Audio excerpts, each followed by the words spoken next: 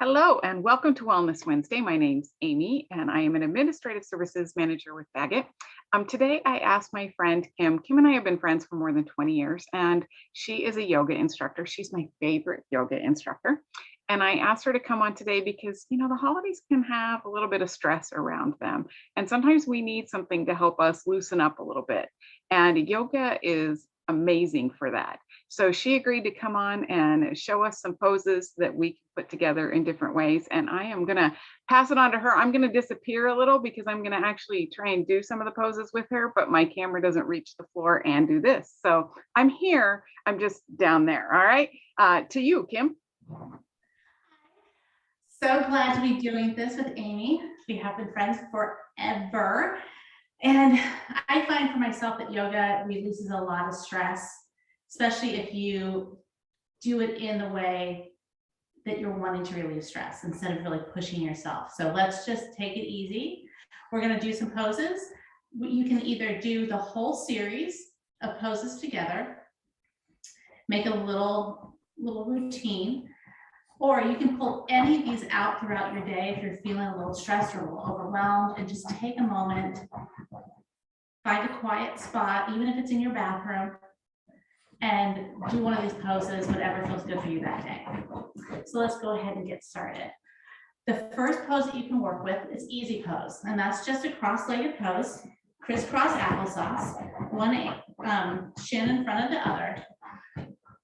Best thing to do is you roll from one side, take the flesh of your bum, pull it back so your sit bone gets in contact with the earth, and then the other side lean and pull that flesh back. You can rest with your hands on your knees, palms up or palms down, whatever feels best for you. Palms up is more of a receiving gesture. Palms down is more of a grounding gesture. And when you are stressed or you have a lot of things going on, that grounding is a beautiful thing. And then you want to lean back slightly, bring your head over your hips. Release the tension from your shoulders, allow your belly to be soft. Just close down your eyes. You can feel your breath. You can pay attention to your breath, but I don't want you to alter your breath. Just breathe and sit. And even here, your mind can be racing. And I find that what helps me with that is I count my breath. I do a 3-minute inhale, not 3-second inhale, and then a 3-second exhale. So inhale, 1, 2, 3, pause. Exhale, 3, 2, 1. And you can just repeat that as many times as you need to, with as much time as you have. And then you just move on to the next pose. And that next pose is going to be child's pose. So come onto your hands and knees. Your knees are hip distance apart and directly under your hips, tops of feet to the floor. Now widen your knees.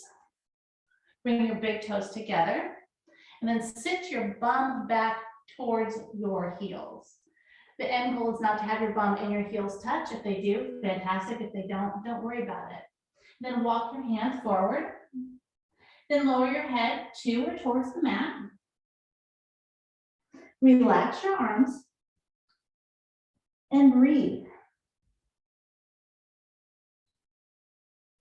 That's the goal and the most important thing of all yoga poses is your breath. And here's another place where you can work with that counting. The inhale, 1, 2, 3. Exhale, 3, 2, 1. And just repeat.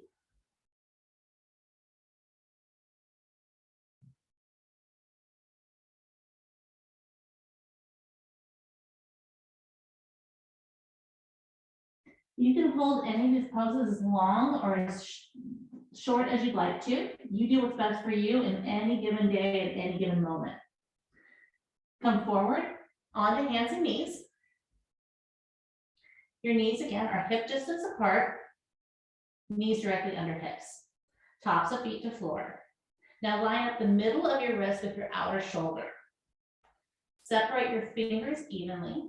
Turn your hands slightly out. Grip the floor with your fingertips, then press into your palms. Squeeze your upper arms and inner thighs in towards each other. Take in and release a full breath, and then press into the earth, ground your back, take your tailbone under, bring your chin to your chest, cat pose. On your next inhale, take your tailbone up, reverse your spine, chest and chin forward. Allow your chest to sink down and then draw it through your arms. Cow pose. And then moving from cat to cow. You can choose to do this with your breath or allow your breath to breathe itself and move in whatever fashion feels best for you. And when I say to move with your breath, that would be on an exhale coming into cat, inhale coming into cow.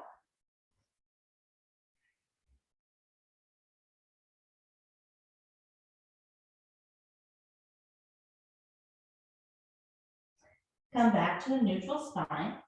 Walk your knees back about 6 to 8 inches. Lower your forearms to the earth. And then press your hands down and forward. Lift your elbows. Bring your head to the floor for puppy pose. You can keep your arms up, elbows up, or you can allow your forearms to come back into contact with the earth. The more in your body that has contact with the earth, the more grounded and the more relaxed the pose can become.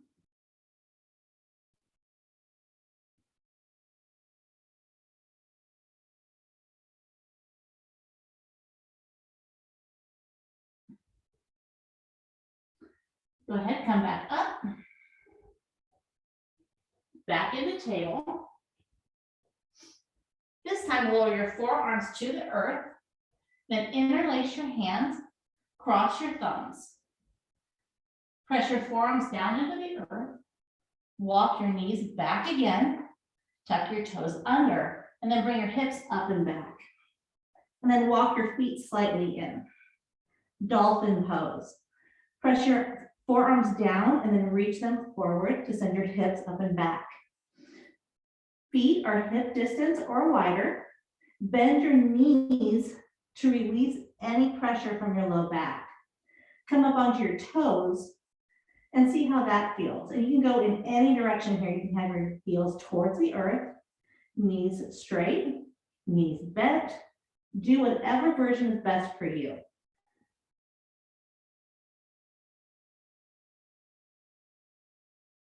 Lower your knees to the floor. Walk your legs back, bringing your abdomen to the earth. Forearms are still on the earth, but now take your hands apart and place your palms down. Drag your arms back. So pull your elbows towards your hips and see how my body moves forward. Squeeze your shoulders back. Reach through your toes for four-armed cobra. Chin is up, shoulders back, and just breathe. This is a heart opener, a back bend, but also very grounding.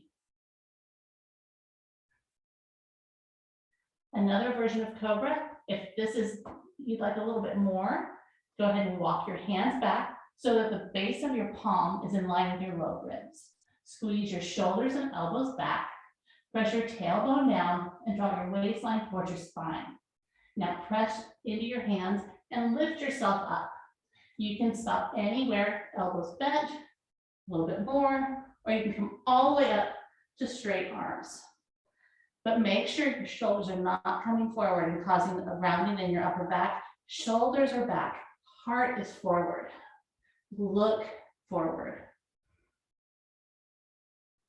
And always remember, you can go back to the counting of the breath. Inhale, 1, 2, 3, pause. Exhale, 3, 2, 1.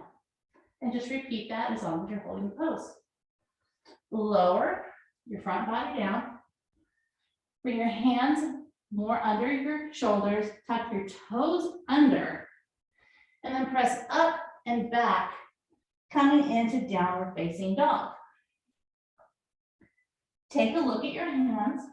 Make sure that your middle of your wrist is aligned with your outer shoulder. Separate those fingers evenly.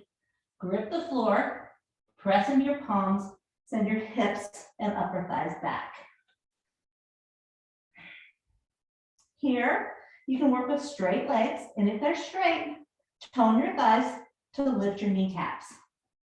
Heels are towards the floor. If this is too much, bend your knees. Press your hands out and forward, hips up and back. This can take a lot of the stress off of your hamstrings, your low back, and just make it feel a little bit more relaxing.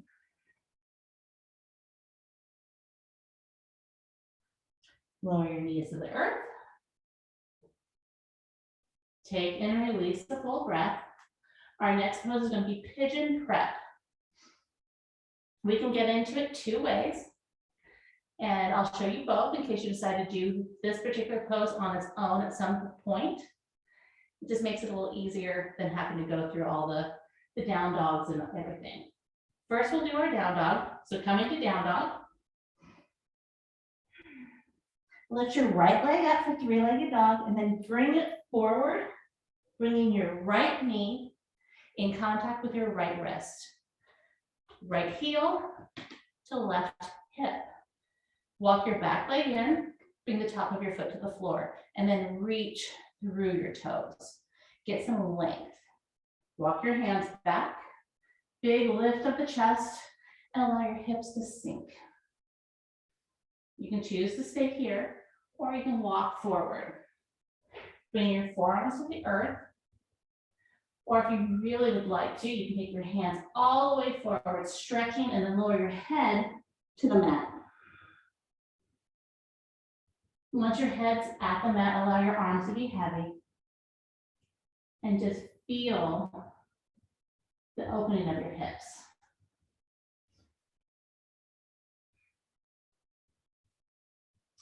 The hips store emotion. So the more you can open them up, the more you can let some of that go. The holidays can be emotional, they can be stressful. Try not to hold that in, let it flow out. This is one of my favorite poses. I like to hold it for a very long time.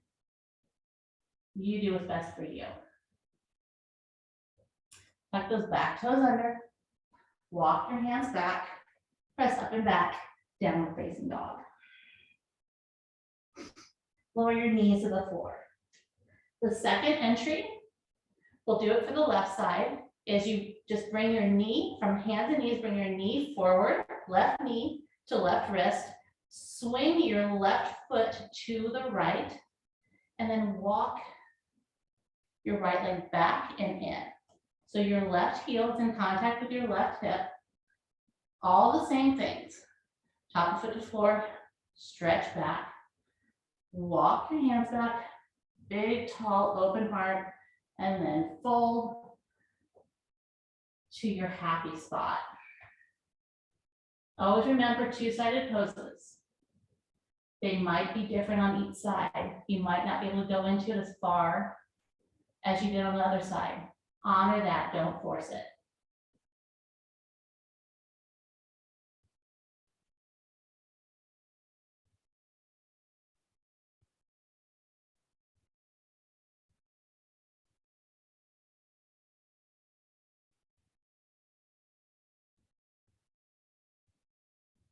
Walk your hands back.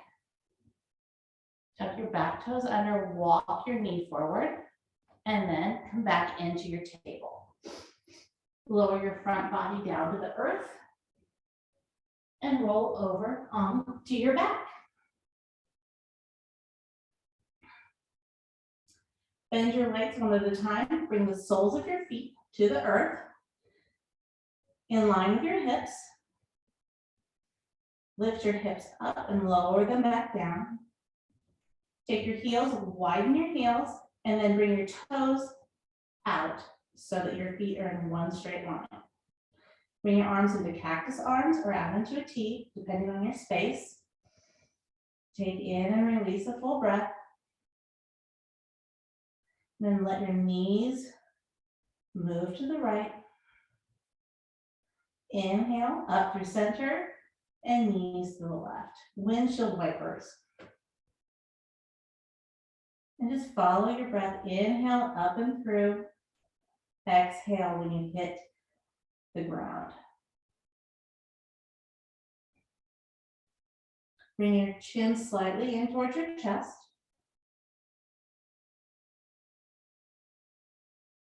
So that you're on the back of your head, not the top of your head.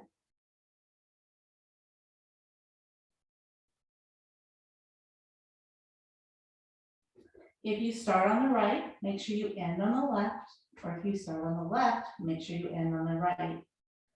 Come back through center. Lift your hips up again, lower them back down. Straighten your legs. Take your heels as wide as your mat and allow your feet to drop to the sides. Keep your arms next to your body, slightly out, or as far as you need to for your shoulders and arms to be comfortable, palms up. Draw your chin towards your chest so that your chin is lower than your forehead. This action creates a calming for the nervous system. Take in a full breath. Gently release that breath. Allow your body to become very heavy. Imagine yourself sinking down into the earth.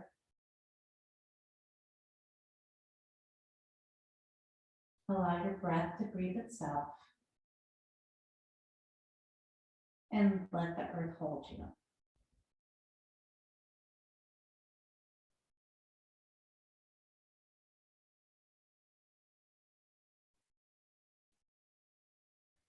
Shavasana can be held for as little amount of time or as long as you'd like. 7 minutes is usually the optimum because it takes at least 5 for your body to completely relax.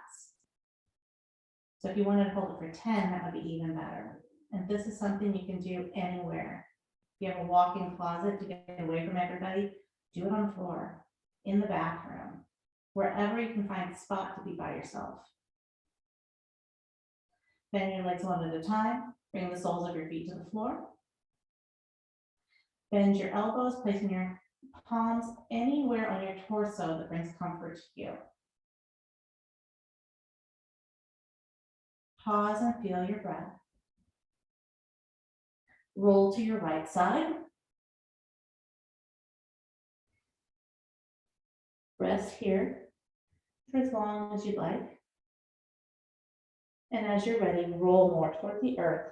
Use the strength of your arms to come back up into a seated position.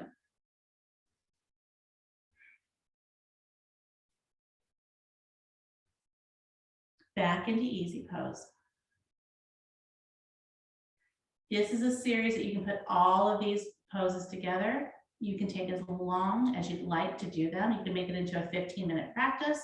You can make it into a quick 7-minute practice, just depending on what you need, or just pull out any of these poses. Use them as you need them. Have a wonderful, safe, and relaxed holidays. Thank you so much, Kim. That was awesome. And I want to just throw out there, I mean, when you can't do everything, Shavasana alone can be pretty amazing for a little bit of relaxation. So, but those are all wonderful poses, and hopefully you can see now why she's my favorite. And thank you so much for joining us, and we will see you again next week.